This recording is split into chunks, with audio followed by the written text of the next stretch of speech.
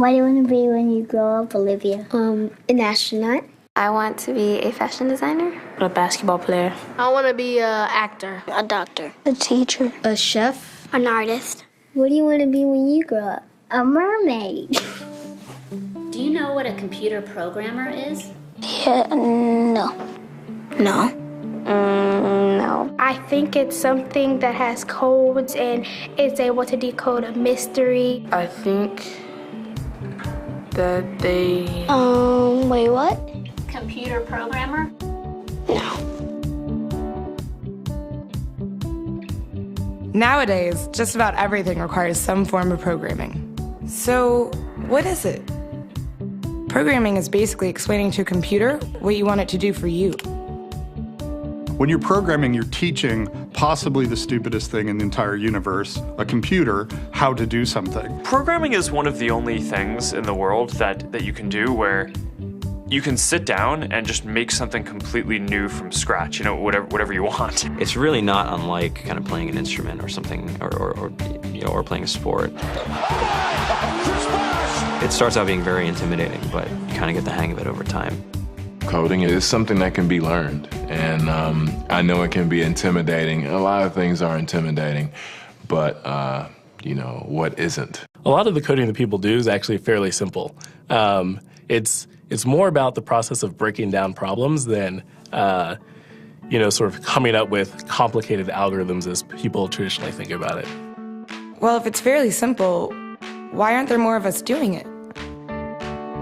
Over the next 10 years, there will be 1.4 million jobs in computer science, and only about 400,000 grads qualified for those jobs.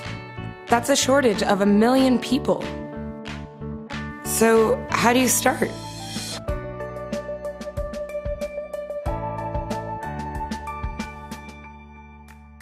I was obsessed with maps when I was a kid, and cities specifically. So I taught myself how to program. I had a very clear goal of what I wanted to do, which is to see a map of the city on my screen and play with it. Put things on the map, move things around the map. See what was happening in the city, how it worked, how it lived, how it breathed. The best early thing was actually using software to decide when the classes in my school would meet, and that put me in a position to decide which girls were in my class. The first program I wrote asked things like, what's your favorite color?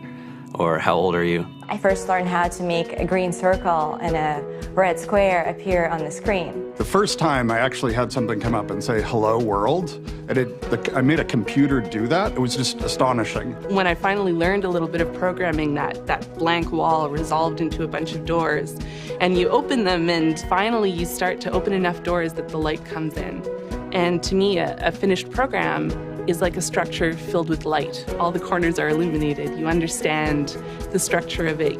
It's a really serene feeling to have completed that.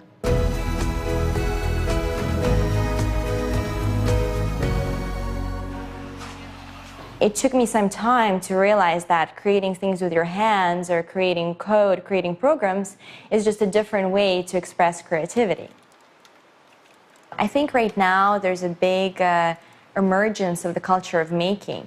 People who make their own scarves and hats, people who write their own apps. Now it's just limited by your imagination and sort of what kinds of ideas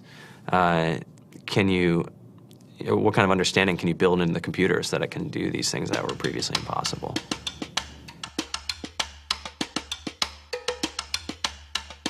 All great things are built in teams when you collaborate with other smart people.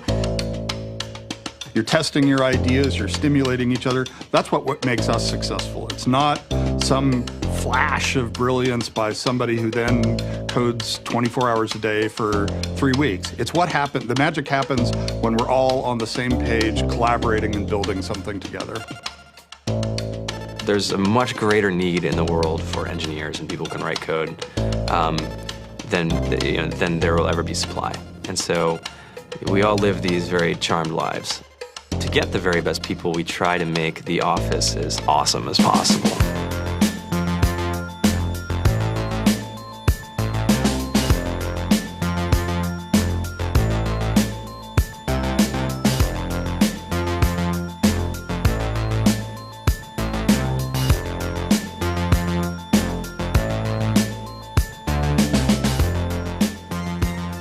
have a fantastic chef, Free food, breakfast, lunch, and dinner. free laundry, snacks, even places to play and video games and scooters. There's all these kind of interesting things around the office and places where people can play or relax or go to think or play music or be creative. I went on the Bureau of Labor Statistics for the United States, and there's about a third of the pie that's all the things you would expect. It's, they're working in the government, they're working in typical technology jobs. But then, like, the rest of the pie, and it was the majority of the pie, just split down into these little teeny slices of every industry imaginable. And what it is, computers are everywhere. You want to work in agriculture? Do you want to work in entertainment? Do you want to work in manufacturing? It's just all over.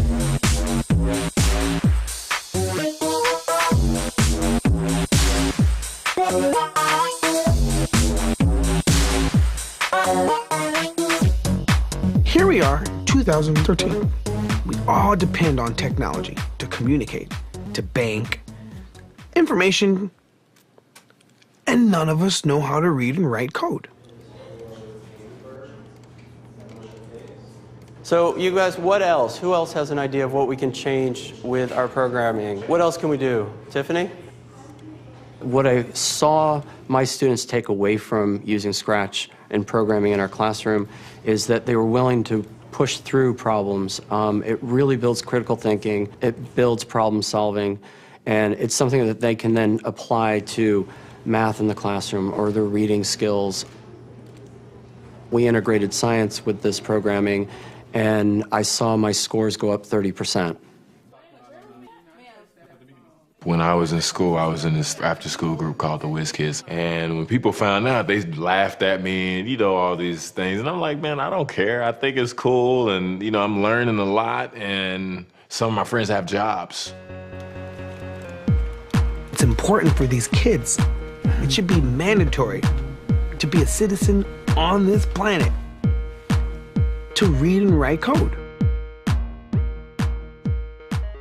I just think you have to start small, right? And I think that's one of the biggest misconceptions about computer science and programming overall is that you have to learn this big body of information before you can do anything. You don't have to be a genius to know how to code. You need to be determined. Addition, subtraction, that's about it. You should probably know your multiplication tables.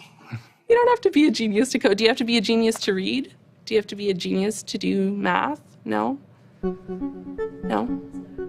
I think if someone had told me that software is really about humanity, that it's really about helping people by using computer technology, it would have changed my outlook a lot earlier. Whether you're trying to make a lot of money or whether you just want to change the world, computer programming is an incredibly empowering skill to learn. To be able to actually come up with an idea and then see it in your hands and then be able to press a button and have it be in millions of people's hands. I think we're the first generation in the world that's really ever had that kind of experience. The programmers of tomorrow are the wizards of the future. You're going to look like you have magic powers compared to everybody else.